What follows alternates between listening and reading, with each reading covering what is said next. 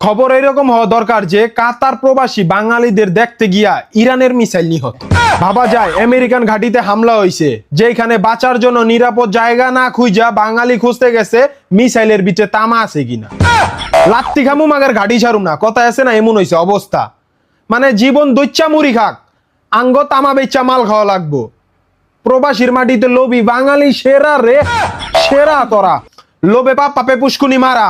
আরে ভাই রে ভাই, একটা মিসাইল ইরান থেকে মারছে, বেহেশতের থেকে আইসা পড়া নাই যে সামনে গিয়া দেখা লাগবো।